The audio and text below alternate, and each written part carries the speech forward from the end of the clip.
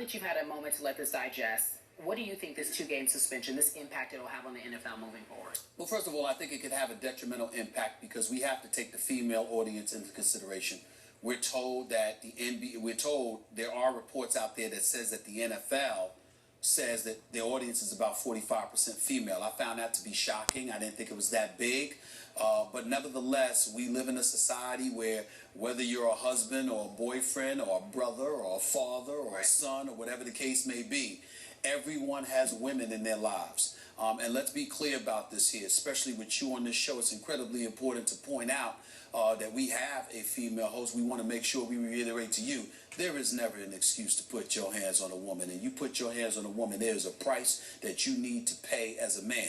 I certainly don't condone Ray Rice's alleged behavior. The only reason I say alleged is because we didn't see what the NFL saw. We didn't see what the hotel security saw. We didn't see what the police saw or whatever. We're just going by what they're saying. But in the end, we definitely don't condone it. There's a price that had to be paid.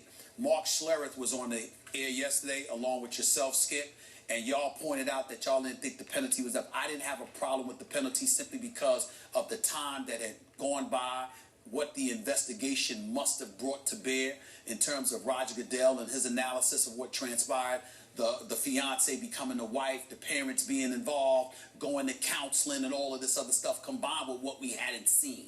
All we saw was her being dragged up the elevator, which I was very, very uncomfortable with. But Skip and Mark, you guys were about how it should have been a bit more. And I certainly understand that. I definitely think that in the society that we're living in, you could make the argument, my man Ryan Rucco on ESPN Radio in New York pointed this out, you could certainly make the argument that regardless of what we do or don't know, just by mere virtue of the reports that have come out there, there are people who have received stiffer penalties. For less. Not just for less, but just for what was put out there. Yeah. Meaning, like, without us knowing all the detail. So in light of that reality, I can't sit here and say, Skip, Kerry, that if it were 4 games or 6 games or 8 games, then I could have argued with that either. Because I certainly wouldn't have been here saying, oh, it's too hefty, it's too punitive. I certainly wouldn't have said that. It's just that I'm thinking no history whatsoever of anything like this, and we don't know the details,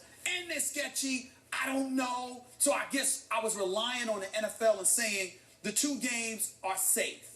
The problem is when you bring the females into the equation as it pertains to your viewing audience, and you recognize the society that we live in and how big of an issue domestic violence is. Exactly. The NFL could have done a better job. The wrong message. They could have done a better job. They could have sent a stiffer message. Yeah. I must confess, when you look at it that way, as opposed to just looking at the incident on face value, I can't dispute the fact, Skip, that the penalty probably should have been stiffer, if for no other reason, just to send a profound message, which a legitimate argument could be made. The NFL sort of dropped the ball on that.